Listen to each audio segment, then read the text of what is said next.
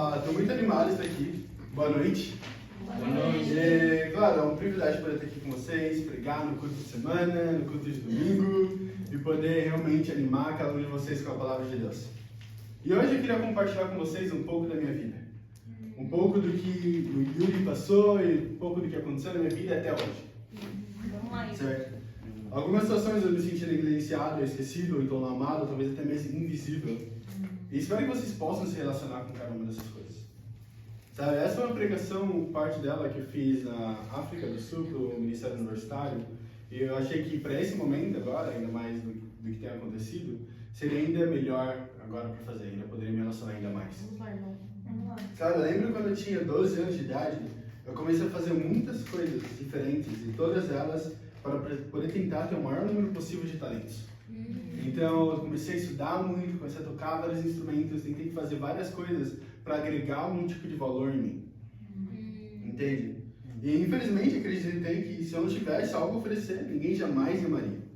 Acreditava que ninguém amaria o Yuri por quem ele é, mas pelo que ele pode proporcionar.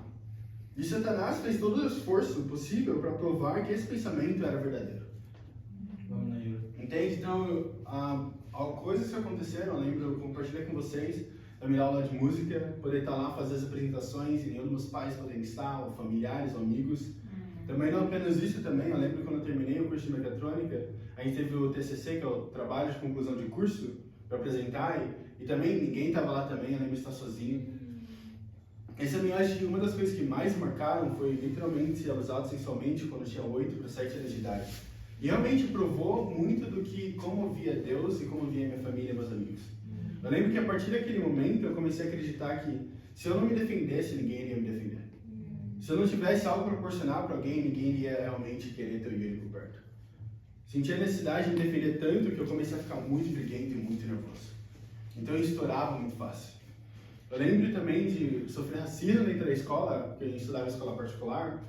E eu lembro de muitas vezes correr para minha irmã mais velha e falar para ela sobre o que estava acontecendo e ela falar coisas como, tipo, amém, você é negro, é isso que acontece, tem que aprender a lidar com essas coisas. E eu lembro de sentir ainda mais sozinho. Mas não apenas isso, até mesmo agora, com meu avô tendo câncer, em estado terminal, já em metástase, e minha tia-avó agora morrendo, perdendo a vida dela, realmente não foi fácil acreditar que Deus estava lá. Não foi fácil acreditar que Deus realmente queria tomar conta, realmente me amava, então ligava para mim, então que eu poderia fazer algo. E começou a me dar muito medo. Sabe? Com isso atrás, ele começou a me ensinar que Deus é o mesmo, ele não estaria lá por mim. Da mesma forma que como me senti abandonado quando minha tia ela morreu, eu senti como se da mesma forma fosse ela me abandonando. Eu lembro que, da mesma forma que minha avó, pra mim, era a única pessoa que sempre estava lá com a gente, comigo e com meu irmão, já que ela criou a gente durante muito tempo, minha tia-avó tinha feito a mesma coisa. Então, o que eu me sustentava, eu não falava nem tanto com meus pais e com meus irmãos, assim, aqui na África, mas falava muito com ela. E foi difícil poder perder ela e olhar isso de uma forma que Deus quer que eu veja. De uma forma sóbria. E com isso, Satanás usou tudo isso para me ensinar que Deus seria o mesmo. Que Ele não estaria lá por mim, que Ele não se importaria comigo e não me aceitaria em seu reino se eu não tivesse algo para oferecer para Ele. Então, eu comecei a ter essa visão destrupada de quem Deus é. E Satanás, de novo, ele vai continuar tentando fazer a mesma coisa. Para tirar o seu foco de Deus. Começar a olhar para as situações. Para fazer com que a sua visão de quem Deus é seja mudada. Para fazer com que você não tome decisões para Ele. Para fazer com que você continue naquele estado de morneza espiritual. Ou então, para fazer você, não lida com as emoções, fica no seu canto mesmo, apenas dê risada, seja com todo mundo, e é isso. Vai passar, uma hora vai passar. E eu sou grato a Deus, porque na terça-feira, quando a minha tia morreu, eu estava com muita dor de cabeça, de uma maneira que eu nunca tive dor de cabeça antes. Eu fiquei até confuso, falei, nossa, mas que dor de cabeça estranha é essa, o dia inteiro, até mesmo hoje também, e até mesmo agora, mas eu fiquei pensando, falei, caramba, mas foi algo que me forçou, na verdade, a ficar em casa na terça-feira e ficar mais tranquilo, descansar mais. Então eu tive mais tempo para orar, para chorar com Deus, poder clamar a Ele, reclamar com Ele também, expor meu coração para poder pedir ajuda para Deus. Eu sou muito grato por isso. E o que o meu medo era começar a perder o foco em Deus. Ou então diminuir o passo para poder acabar ficando na minha forma egoísta. Entende? Então, quando as coisas acontecem na minha vida, se eu não ficar triste, eu fico nervoso. Geralmente eu tenho uma tendência a ficar, ao invés de ficar triste, eu fico com raiva, eu fico respondendo às pessoas sem amor nenhum, ou então eu tiro meu coração da situação, ou então eu faço as coisas com motivação completamente errada, só porque eu sei que eu tenho que fazer algo. Sabe? E realmente, eu acredito que para nós pode ser o mesmo. Por causa do sofrimento e da dor causada em nós, a nossa visão de Deus é distorcida. E começamos a ver a Deus de acordo com nossos sentimentos e emoções. Mas eles não são a verdade sobre Deus, e muito menos sobre quem Ele é. A gente vai abrir a Bíblia, o livro de Daniel, e estaremos lendo o capítulo 3 inteiro, quase inteiro. Onde vemos a história de Daniel na fornalha, e eu não consigo parar de pensar. Porque realmente, quando no sacrifício do Antigo Testamento, a Bíblia fala que o fogo nunca pode ser apagado no altar. Isso representaria a presença de Deus. E a Bíblia diz que o fogo deve continuar queimando, não importa o que aconteça. E você sabe que agora, como discípulos, não colocamos mais animais no altar. Colocamos algo diferente. Nós colocamos a nós mesmos no altar. Em Romanos capítulo 12, versículo 1, a Bíblia fala: portanto, irmãos, rogo-lhes pela misericórdia de Deus que ofereçam os seus corpos como sacrifício vivo, santo e agradável a Deus. Este é o seu verdadeiro e próprio culto.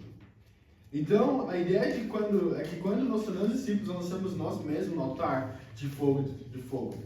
E diz que o fogo não pode se apagar, então temos que continuar animados com Deus.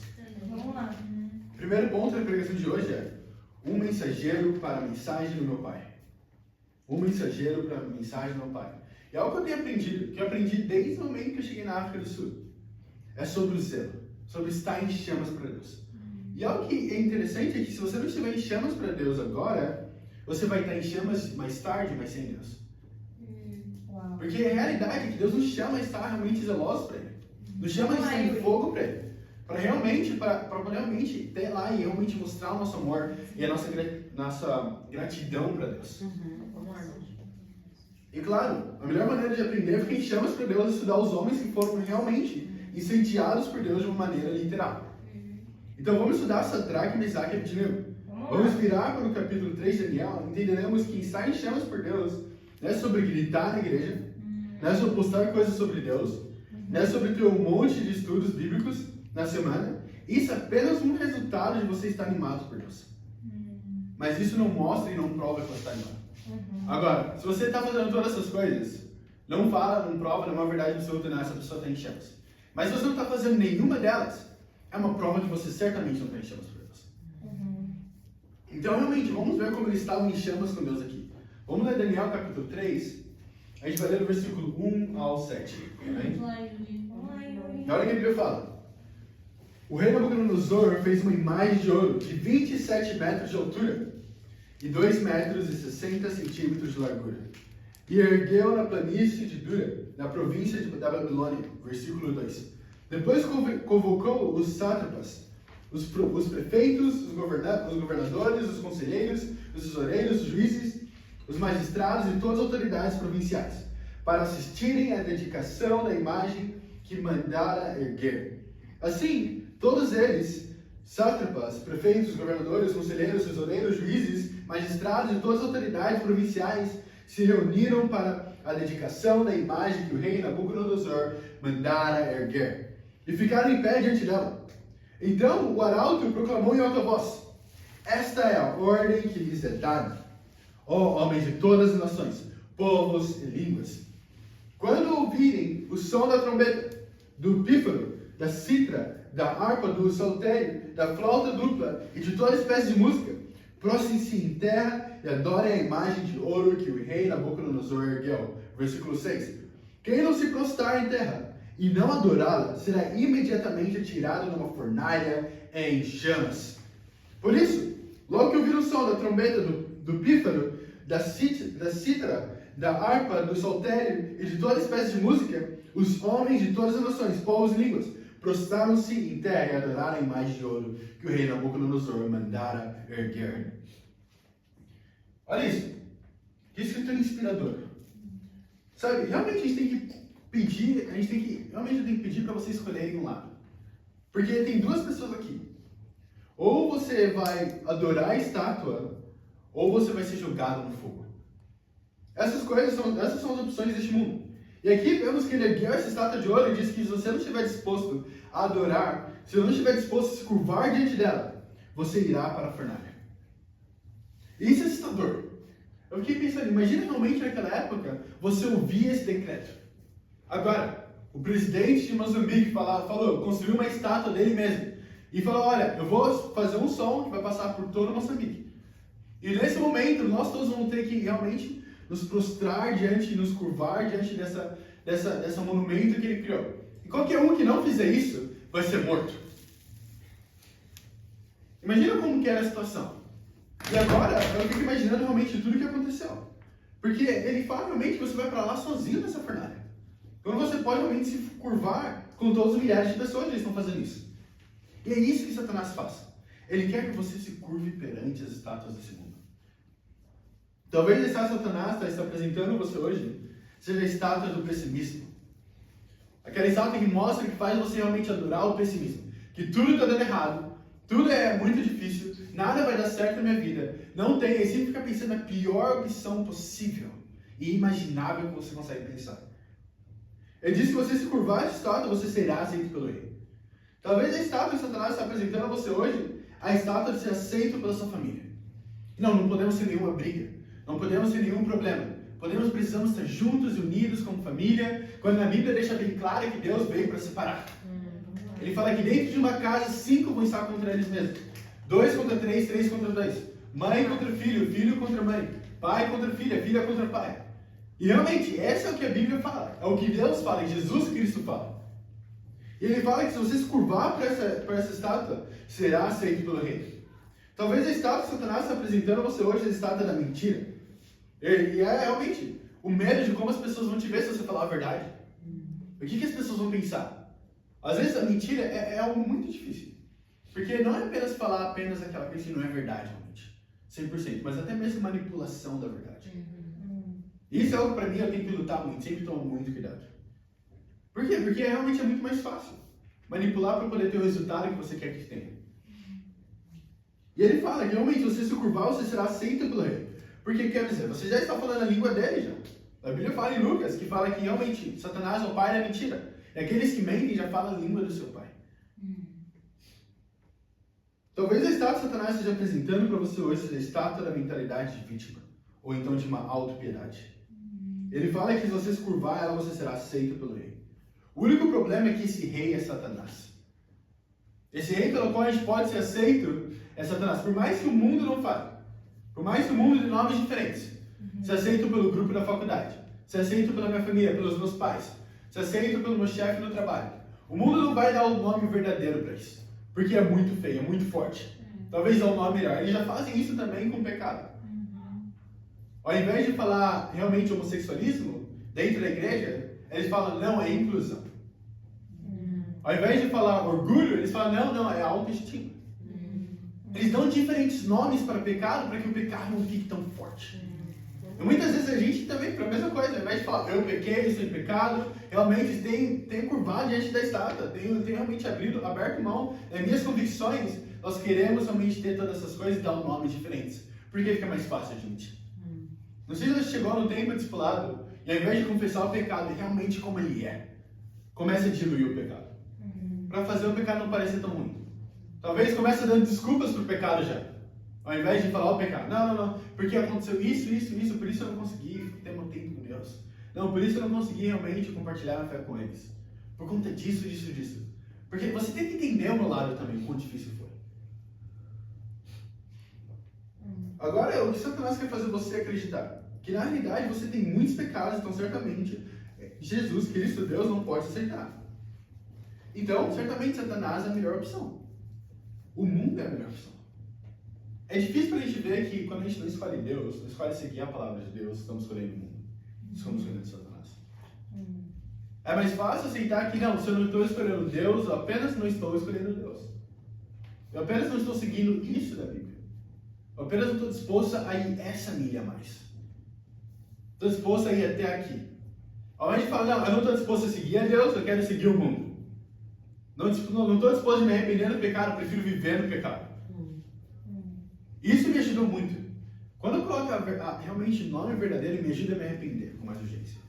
Porque eu consigo ver o que realmente tenho feito.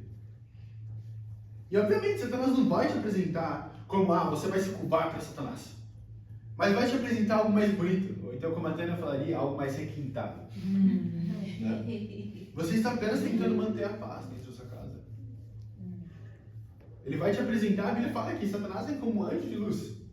Então ele não vai vir aquela imagem que a mídia mostra, com chifre e uma lança na mão, um tridente, e todo pintado e com um rosto terrível. Não, ele não vai vir dessa forma. Definitivamente não. Ele vai vir como um presente mais belo do mundo. E eu realmente imagino que a estátua que Nabucodonosor levantou era uma estátua linda. Vai que era uma estátua maciça de ouro. Então imagina, era realmente a representação do desejo do povo inteiro, que era a riqueza. O Império Babilônico foi conhecido pela riqueza deles. Eles foram atrás, fizeram de tudo para poder obter essa riqueza. Então o que ele fez? Eu vou levantar esse desejo para o povo inteiro ver. E todos eles vão servir esse desejo. Seja lá o que precisa ser feito, eu vou servir esse desejo. E é assim também para a gente na nossa vida. Até mesmo como discípulos. Sabe, ao invés do fruto do Espírito, começamos a produzir o fruto da carne.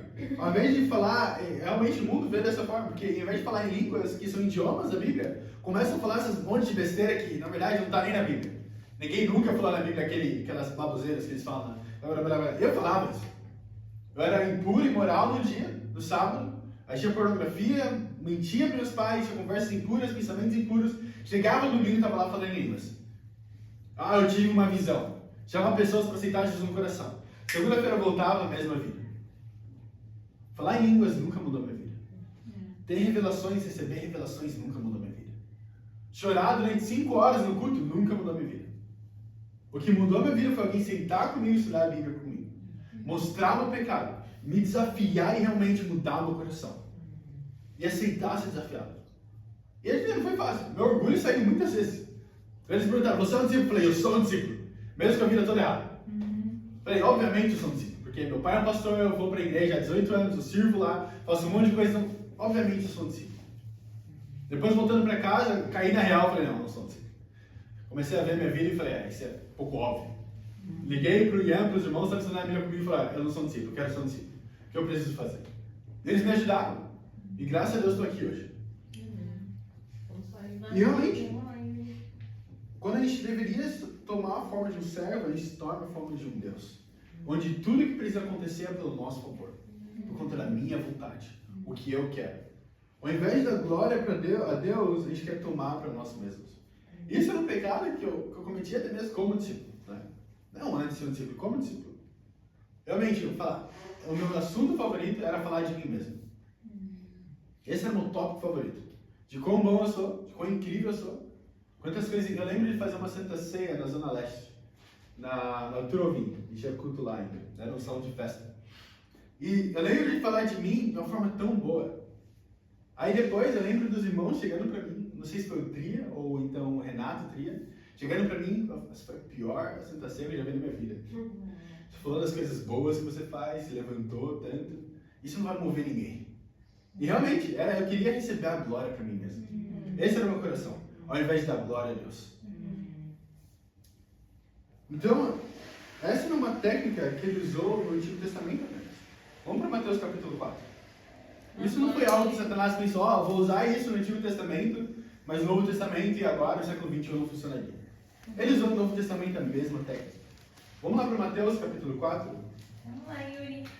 A gente vai ler aqui, Jesus, então, para dar um pouco de contexto, o que está acontecendo? Jesus está prestes a escolher todo mundo, fazer um monte de coisa, e aí ele vai lá, jejua bastante, ele vai para o monte, certo? E lá no monte ele é tentado por Satanás. Vamos ler no versículo 8, Mateus capítulo 4, versículo 8. Vamos, Yuri.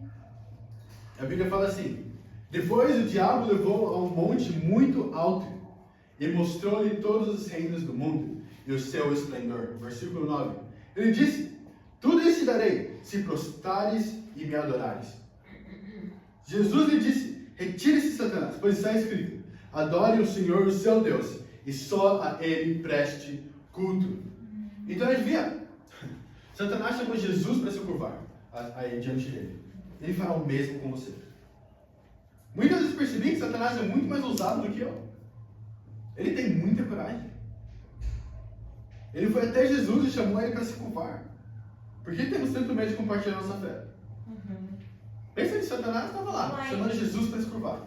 Ele era ousado sim para fazer isso. Mas muitas vezes eu vejo uma pessoa no campus ou então na rua e eu não sou corajoso o suficiente para chamar ela a estudar a Bíblia. Eu fico, não, talvez em outro momento. A maior parte das vezes que eu compartilho a fé é porque eu olho para aquela pessoa, eu penso, eu poderia compartilhar a fé e eu falo, melhor não. Quando eu falo melhor não, aí eu falo, nossa, tem que compartilhar a fé com aquela pessoa. Pelo amor de Deus. Porque realmente eu fico pensando na minha vida antes de ser um discípulo. Eu era muito corajoso para chamar as pessoas para ir beber comigo. Eu era muito corajoso para ter conversa em puras e ainda assim ir lá tocar no culto do domingo. Eu tinha coragem, estava lá, cara e coragem, na frente de todo mundo. Agora, como discípulo, como que essa coragem pode faltar? Nós tínhamos tanta coragem para viver uma vida dupla, então viver uma vida de mentira e viver em pecado no mundo. Por que não teríamos coragem agora, hoje? Verdade. Vamos lá, Yuri. Prega, irmão. Realmente, ele foi corajoso, estava trabalhando para atingir seu objetivo. Satanás conhece a Bíblia, ele sabe que Jesus é o melhor planejador. Então o que ele faz? Ele imita Jesus. Ele imita as mesmas estratégias. Da mesma forma que Jesus tem os seus 12 apóstolos, ele também teve os seus. Sabe o que a palavra apóstolo significa no grego? Significa mensageiro. Mas sabia que arauto, então herald, significa mensageiro também? Lá em Daniel capítulo 3, quando o arauto ele se levanta e dá a ordem para que eles se realmente prostrem, se curvem diante da estátua de Nabucodonosor, aquela palavra que é usada é mensageiro, a mesma palavra usada para os apóstolos. Então, da mesma forma que Deus, Jesus Cristo tinha os 12 apóstolos, Satanás também acreditava nisso. Da mesma forma que Jesus o chama a evangelizar o mundo inteiro, adivinha, Satanás também tem os mensageiros deles que vai evangelizar o mundo inteiro. E eles não vão vir, tipo, adorem a Satanás.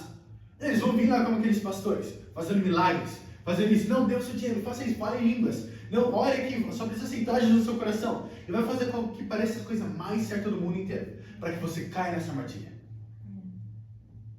Realmente, aquele cristianismo tão simples, bem tranquilo. Ele chama os seus arautas, aí eles andam por aí pregando para eles. Curvem-se para essas coisas deste mundo.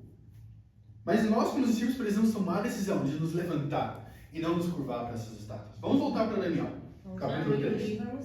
Vamos voltar para Daniel e ler também, para ver como realmente foi a resposta deles. Vamos ver o que acontece aqui. Eu amo essa escritura porque deixa bem explícito sobre como eles viam os judeus. Mas não apenas os judeus, na verdade. Porque ele fala de Sadraque, Mesaque e Abednego, especificamente esses três. Em Daniel, capítulo 3, a gente vai ler no versículo 8. Vamos lá, irmão. Exatamente aqui. A gente vai ler Daniel, capítulo 3, versículo 8 ao 12. Olha o que a Bíblia fala.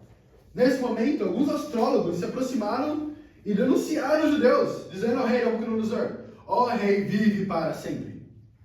Tu emitiste um decreto, ó rei, ordenando que todo aquele que ouvisse o som da trombeta, do pífaro, da cítara, da harpa, do saltério, da flauta dupla, de toda espécie de música, se prostrasse em terra e adorasse a imagem de ouro.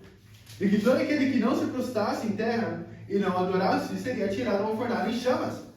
Mas há alguns judeus que nomeaste para administrar a província da Babilônia, Sadraque, Mesaque e Abednego, que não te dão ouvidos, ó rei. Não prestam culto aos seus deuses, nem adoram a imagem de ouro que mandaste erguer. Uau!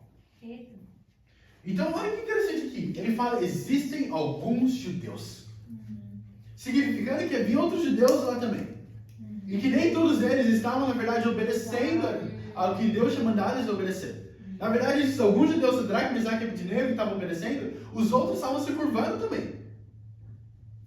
Mas havia algo diferente sobre eles, sobre esses judeus. Ele diz que esses judeus não prestam atenção em você, Nabucodonosor. Fala que eles não servem os seus deuses, nem se curvam diante da imagem que você criou. E da mesma forma, acredito que isso precisa e vai ser dito sobre cada um de nós aqui. Amém. Vamos lá. Porque tem muitos grupos cristãos dentro da universidade. Sim. Essa é a realidade, certo? Sim. A gente entra lá, tem pessoas estudando a Bíblia com várias pessoas, falando, olha, não, Deus tá aqui, vamos lá, vamos estudar a Bíblia e falar. Aí tem uma menina estudando a Bíblia com um cara, discutindo com ele sobre a Bíblia, tentando ensinar um outro homem. Aí tem um cara também estudando a Bíblia com mulheres, tentando ensinar elas. Tá realmente uma bagunça no mundo. Pessoas que chamam, não, eu sou um cristão, mas não tem nenhum tipo de parâmetro. Eu sou um cristão, mas não são baseados na Bíblia.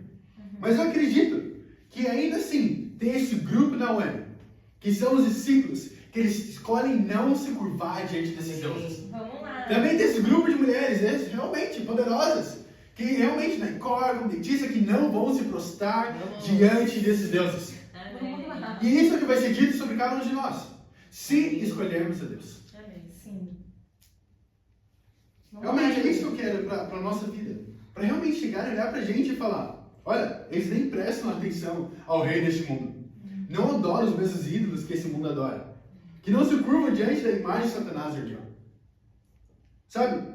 Quando você se curva diante da estátua de Satanás, quando você adora os mesmos deuses, Instagram, relacionamento, amizades, trabalho, carreira, dinheiro, você nem foi mencionado. Olha isso, ele menciona apenas os que não se dobraram e não se curvaram à estátua. Agora os outros, eles nem são mencionados na Bíblia. Eles nem aparecem. E realmente, na verdade, não precisam saber quem você é, porque você não é uma ameaça ao reino deles. Então, no momento que não tem nenhuma perseguição, no momento em que ninguém realmente conhece seu nome, você pode andar para lá e para cá e você é comum deles. Esse é o momento que você não é mais uma ameaça para eles. Muitas vezes, a vida é incrível, tá tão incrível. É porque Satanás não te vê como uma ameaça. Não? Eu ficava pensando, nossa, minha vida era realmente no mundo. Sim, tinha aquelas dores que passavam no passado e tudo mais, mas eu tinha a vida dos sonhos. Eu tinha emprego dos sonhos com 18 anos de idade. Eu tinha um carrinho lá na garagem, eu tinha uma namorada que eu queria tanto, estava lá estudando, eu tinha tudo que eu queria. Qualquer pessoa podia olhar, minha família unida, todo mundo na igreja, eu tocava os instrumentos, tinha um estúdio dentro de casa, tinha um cachorro incrível. Então eu pensava, todo mundo que olhasse pensava, nossa, que vida incrível. Mas por que Satanás me abençoou tanto naquela maneira? Ele não me via como uma ameaça. Eu não preciso focar nele agora. Eu vou dar tudo o que ele precisa. Ele não é uma ameaça para uma renda. Mas no momento que comecei a estudar a Bíblia, tudo começou a ir pro lado. Falei, nossa. Aí ele começou a me ver como uma ameaça. No momento que comecei a ter meus tempos com Deus, começou a ficar pior. No momento que comecei a confessar meus pecados, começou a ficar ainda pior. No momento que eu confrontei meus pais, falei, não, eu vou sair dessa igreja. Porque eles têm se adorado a esses outros ídolos. Porque têm pregado uma falsa doutrina. E quando eu tomei realmente uma posição diante deles, Satanás veio atrás de mim. Porque ele me viu como uma ameaça. E realmente, no momento que você olha para eles e se pergunta, por que eles não estão me mencionando nessa palavra? Eles vão te dizer, Jesus eu conheço, e Paulo eu conheço, mas quem é você? Eles vão te dizer, Samar eu sei, o Musa eu sei quem é, mas quem é você? Isso eu não quero que aconteça comigo. Chegar no ponto onde eu estou pregando a palavra de Deus e falar, nossa, você não viu isso. Eu estou sendo desafiado, assim, tem que fazer isso, aquilo, outro, desafia, não, assim, buscar em primeiro lugar o reino de Deus. Mas, nossa, mas chegou atrasado no culto também. Chegou 2 horas atrasada, por que eu tenho que imitar isso? Você não cumpriu com a sua palavra também. Enchendo as pessoas a fazerem coisas que nós mesmos estamos fazendo já. Nós somos exemplo para elas. Podemos mostrar para elas que sim, há esperança. Sim, tem uma maneira de realmente poder viver a vida piedosa. Deus não escreveria a Bíblia com tantos mandamentos, coisas para fazer, se não fosse possível seguir eles. Eu acredito que Deus só mostra algo no seu coração quando Ele acredita que você pode mudar. O que falta agora? Que você mude. Ah, não, minha disciplina, é difícil para mim mudar a minha disciplina. É algo que eu tenho lutado durante tanto tempo. Deus não mostraria para você que a disciplina é um problema se Ele não acreditasse que você poderia mudar. Amém. Ah, não, eu sou orgulhoso, eu sou orgulhosa, eu tenho lutado com isso, com orgulho, eu penso que eu não preciso de ajuda, e isso, não, eu sou independente. Deus não mostraria essa independência e esse orgulho no seu coração se Ele não acreditasse que você poderia mudar. Da mesma forma agora, Deus mostrou a minha idolatria pela minha família ainda. E eu acredito que Ele não mostraria no meu coração isso se Ele não acreditasse que eu poderia mudar também. Uau, vamos lá, Yuri. Mas realmente é hora agora, família, tomarmos a decisão de nos tornar mensageiros para Deus. Mas vamos continuar lendo aqui. Em Daniel capítulo 3, no versículo 13. Vamos continuar lendo para ver realmente o que acontece aqui. Porque agora Nabucodonosor vai começar a falar com Sadraque, Mesaque e Abednego. Deixa eu pegar um pouco d'água. Mas Daniel capítulo 3, a gente vai ler no versículo 13. até o versículo 18.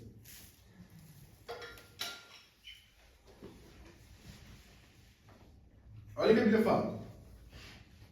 Furioso, Nabucodonosor mandou chamar Sadraque, Mesaque e Abednego. Então, com certeza, ele ficou furioso. Só que não estava nem prestando atenção nele. E assim que eles foram conduzidos à presença do rei. Versículo 14. Nabucodonosor lhe disse: é verdade, Sadraque, Mesaque e Abednego, que vocês não prestam cultos aos meus deuses, nem adoram a imagem de ouro que eu mandei erguer? Pois agora, quando vocês ouvirem o som da trombeta, do pífano, da cítara, da harpa e do saltério, da flauta dupla e de toda espécie de música, se vocês se dispuserem a prostrar-se em terra e adorar a imagem que eu fiz, será melhor para vocês. Mas se não a adorarem, serão imediatamente atirados numa fornalha em chamas. E que Deus poderá livrá-los das minhas mãos. Sadraque, Mesaque e Abednego responderam ao rei: ó Nabucodonosor, não precisamos nos defender diante de ti.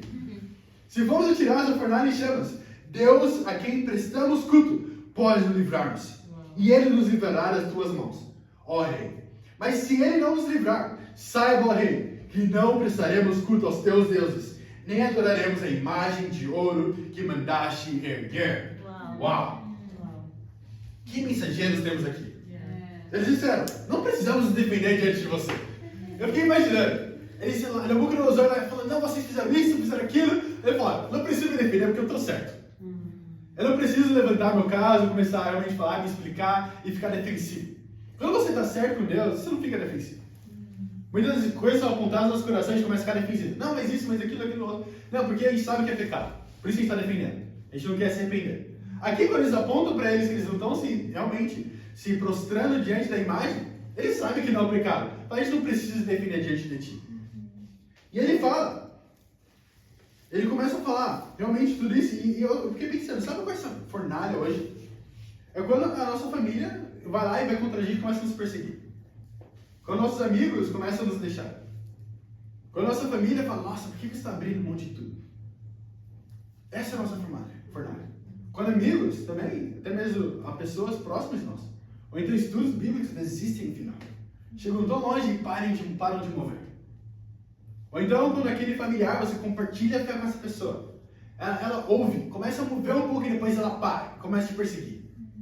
Essa é a nossa fornalha. Vamos lá, Yuri. Realmente, eles estão basicamente dizendo: você tem certeza que não adorará os nossos deuses? Eu te dou mais uma chance para adorar os nossos deuses. Tem certeza que você não vai se curvar? Se não fizer, vou colocar uma fornalha. E a nossa resposta precisa ser a mesma resposta que eles deram. O Deus que servimos é capaz, e Ele nos livrará da mão de Satanás. E mesmo que Ele não nos livre, mesmo que tudo aconteça, Ele ainda é Deus. Vamos lá, Yuri. Então, realmente, mas mesmo que eu perca tudo isso, eu fiquei pensando, o Zé, quando ele veio pra cá, realmente, ele teve um desafio da família dele. O pai não queria falar com ele, os pais não queriam realmente concordar com a decisão que ele estava tomando, teve que realmente ter aquela despedida bruta, e ainda assim ele falou: não, ainda vou servir a Deus. E mesmo que isso cause todo esse problema dentro da minha casa, ainda assim eu vou tomar uma decisão para Deus. Mas qual é o nosso coração hoje? E realmente, eu fiquei pensando da mesma forma, ele ficou falando. Né? Quando eles são realmente confrontados, ele fala que não servirão os deuses, não curvarão diante da imagem de ouro que ele ergueu. Eu fiquei pensando, realmente, esse é o meu Deus que eu sirvo. Ele é capaz. Eu amo como ele fala, em inglês que ele fala: God is more than able. Então ele fala: Deus é mais do que capaz de nos livrarmos da sua mão. Que Nabucodonosor fala: quem pode te livrar da minha mão? Eles falam: Deus é mais do que capaz de fazer isso. Isso é muito pouco, na verdade. E realmente, o resultado, não importa o resultado, Deus não vai falhar. A vontade dele deve prevalecer, não importa o quão quente esteja a fornalha. Não importa o quão difícil a situação.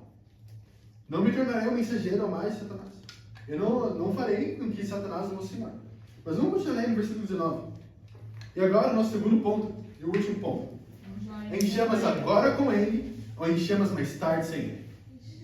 Em chamas agora com ele, ou em chamas mais tarde sem ele? Daniel capítulo 3, versículo 19. Olha o que a Bíblia fala. 19 ao 22. Nabucodonosor ficou tão furioso com Sadraque, Mesaque e Abednego que o seu semblante mudou. deu ordens para que a fornalha fosse aquecida 7 vezes mais do que de costume. E ordenou que alguns dos soldados mais fortes do seu exército amarrassem Sadraque, Mesaque e Abednego e os atirassem na fornalha em chamas. E os 3 homens vestidos com seus mantos, calções, turbantes e outras roupas foram amarrados e atirados na fornalha extraordinariamente quente. A ordem do rei era urgente e a fornalha estava tão quente que as chamas mataram os soldados que levaram Sadraque, Mesaque e Abednego. Uau! Olha isso. Tem 2 pessoas bem diferentes aqui. 2 tipos de pessoas. Uma delas são os guardas, que são os guardas mais fortes. Então pensa nisso. O mensageiro mais forte de Satanás, levando Sadraque, Mesaque e Abednego. E aí fala que quando você vê o guarda estavam lá sobre o reinado de Satanás e tentaram chegar perto do fogo, o que aconteceu com eles? Eles morreram. Agora, quando olhamos para Sadraque, Mesaque e Abednego, aprendemos uma lição importante. Se você não estiver realmente revestido com Deus, com o Espírito Santo, realmente está lá revestido realmente de tudo que Deus proporciona. A Bíblia fala nos vestir com Cristo. O que vai acontecer? Se a gente não fizer isso, a gente vai morrer que nem eles. Mas realmente tem outro lado disso. Eu fiquei pensando, muitas vezes eu tenho medo do fogo.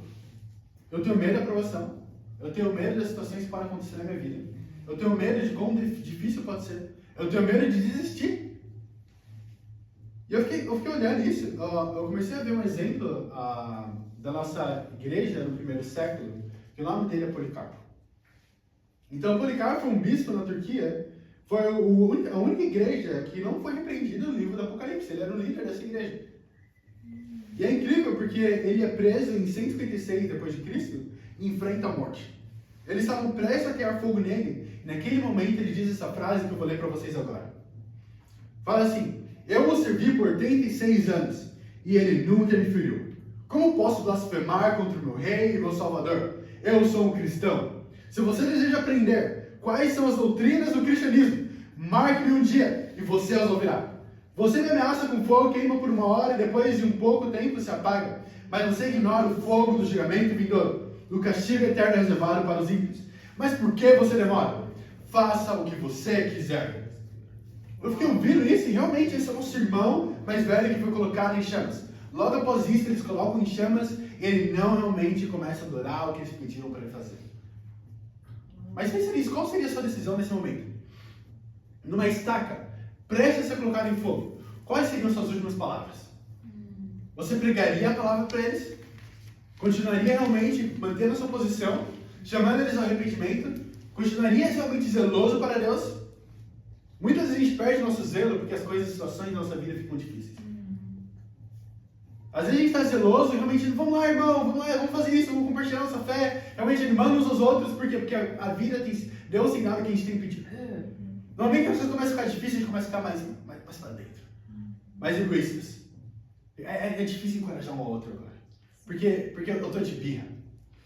Não sei se tem essa frase aqui, mas no Brasil a gente chama de birra. É uma atitude realmente imatura de uma criança, quando os pais não dão o que essa criança pede. E a gente também, da mesma forma, com Deus, a gente fica de birra. Deus não me deu o que eu pedi, Deus não fez o que eu queria, Deus está me dando apenas uma saída que é muito difícil para mim, então eu vou ficar de birra com Deus. Então eu não vou encorajar um ou outro, vou ficar de cara fechada, vou ficar com o semblante para baixo, comecei a reclamar da minha vida, quão difícil tem sido. Eu não vou adorar Deus, não vou ficar realmente em chamas para Ele, porque Ele não me deu o suficiente. Ele não me deu o que eu pedi.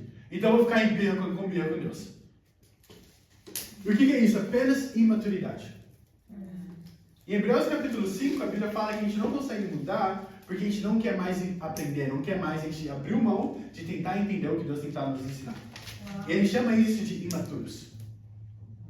Pessoas imaturas que ainda necessitam de leite. Ele fala que a gente precisa ser reensinado novamente a nossa base. O que é base? Realmente, quando ela é criança, ela está crescendo, precisa ensinar a base para ela. Não coloca a mão na tomada, não coloca a mão no fogo, não faz isso, não faz aquilo, é a base. Mas se essa criança não muda, está grande já, e não aprendeu, continua fazendo essas mesmas coisas que você faz, começa, volta a ensinar ela a mesma base.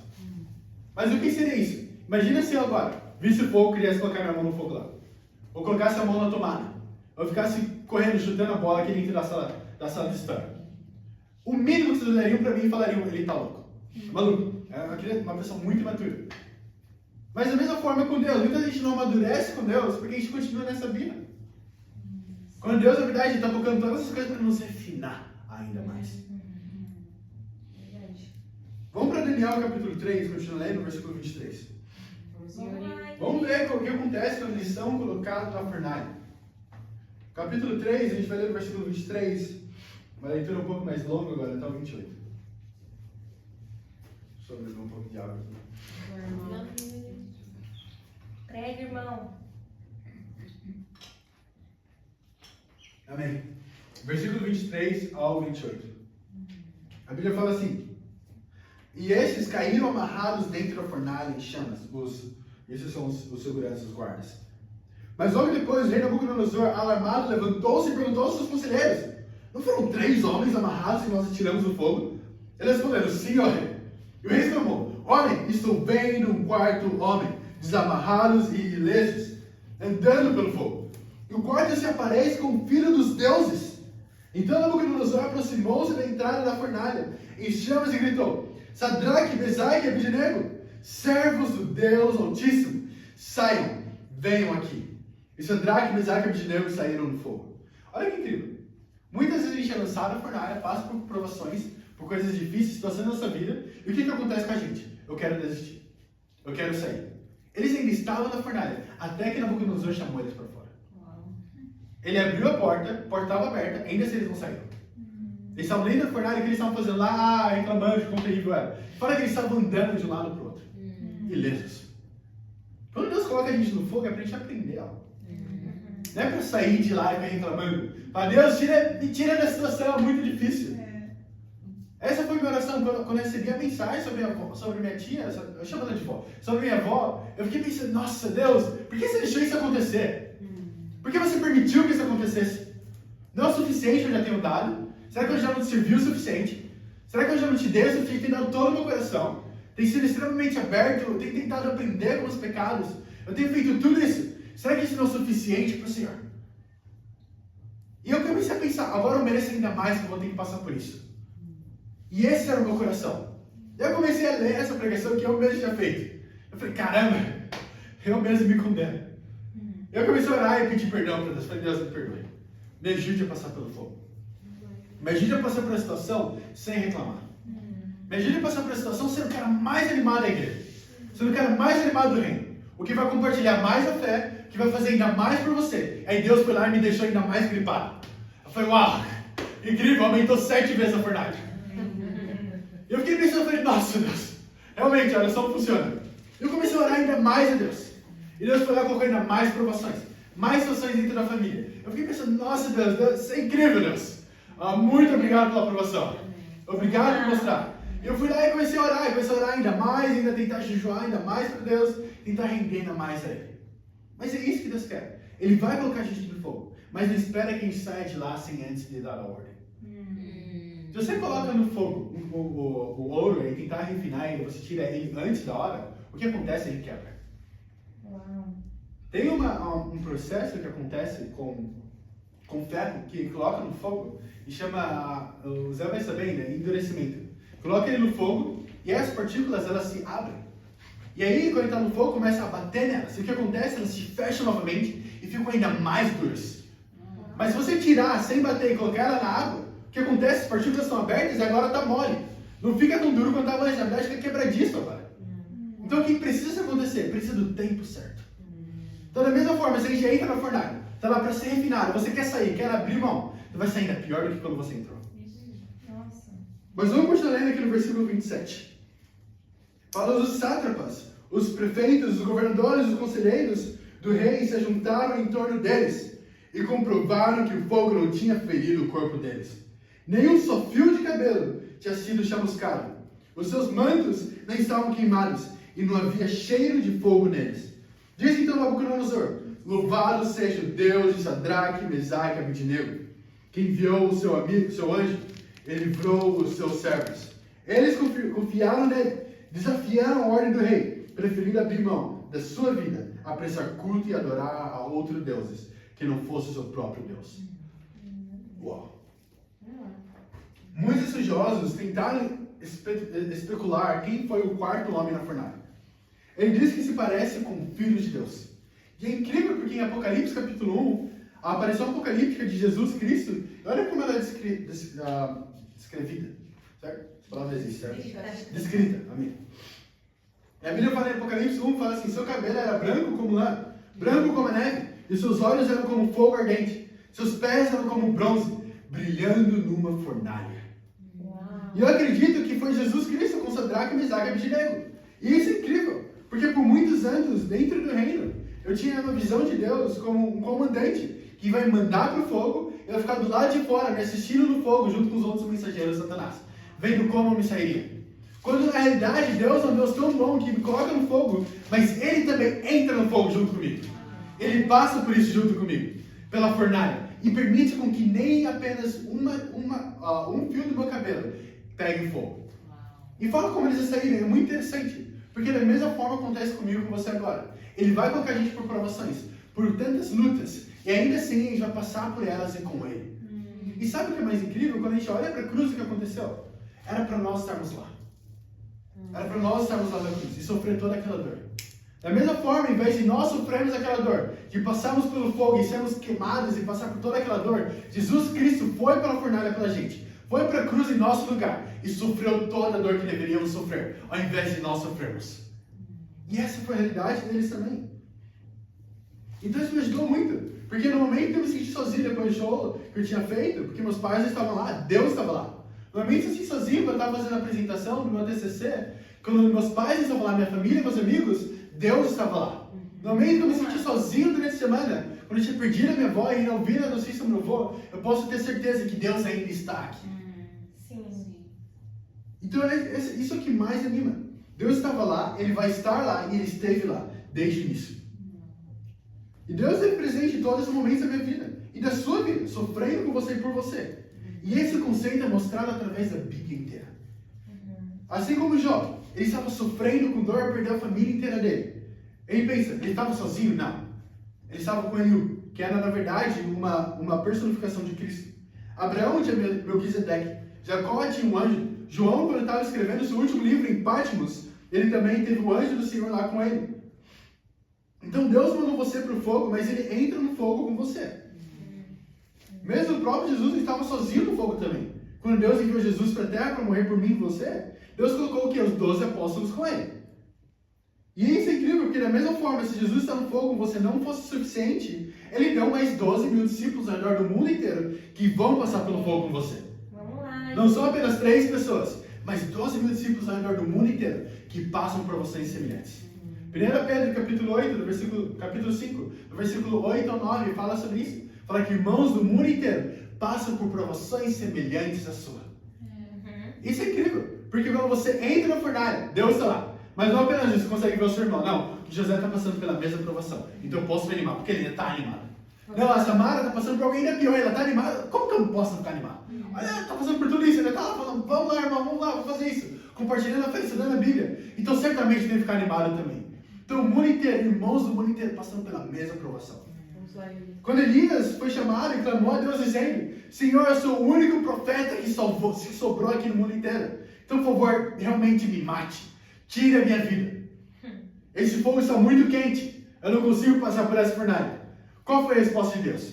Ele disse, reservei 7.000 pessoas, 7.000 profetas que não se curvaram a Baal. O número 7 significa perfeição. O que significa então que Deus contou a Elias? Deus estava basicamente dizendo, eu tenho um número perfeito de pessoas na sua vida para te ajudar a proclamar a palavra de Deus. Para chamar o povo de Deus ao arrependimento. Da mesma forma que comigo e com você, nós temos um número perfeito de pessoas para mudar Maputo, mudar Moçambique, mudar a África inteira de fala portuguesa. Não precisa de mais pessoas, não precisa de um grupo grande. Não, essa é uma pessoa suficiente. Deus veio aqui sozinho, montou o grupo dele de 12. De 12, 170, 170, 3.000, de 3.000 o mundo inteiro. Amém. Então realmente é possível. Ele fez isso. Ele fez isso sozinho primeiro. Imagina, ele começou, não tinha lá uma equipe missionária com Jesus. Ele não estava lá com 6 pessoas, com 2 nacionais judeus e mais uns 4 que eram de fora, gregos, romanos. Não. Ele estava sozinho, vindo uma terra que não era dele, direto do céu, e pregando a palavra, chamando pessoas para seguir o exemplo dele. Mas se ele não tivesse o exemplo, eles não seguiriam. Então, da mesma forma. Então, eu realmente acredito que Deus é o número perfeito de pessoas que não se curvarão e passarão pelo fogo conosco. Eles dão o número perfeito para irmos pregar. Eu quero terminar essa pregação citando a escritura em Isaías 43, versículo 1 ao 2. Vamos lá, Yuri. Isaías 43, versículo 1 ao 2 fala assim: Mas agora, assim diz o Senhor, aquele que o criou, ó Jacó, aquele que o formou, ó Israel, não tema, pois eu o resgatei, eu o chamei pelo nome, você é meu. Quando você passar pelas águas, eu estarei com você. Quando passar pelos rios, eles não o encobrirão. Quando passar pelo fogo, você não se queimará. As chamas não o deixarão em brasa. O título da pregação de hoje é: Ele sempre esteve presente. E para Deus seja a glória. Amém.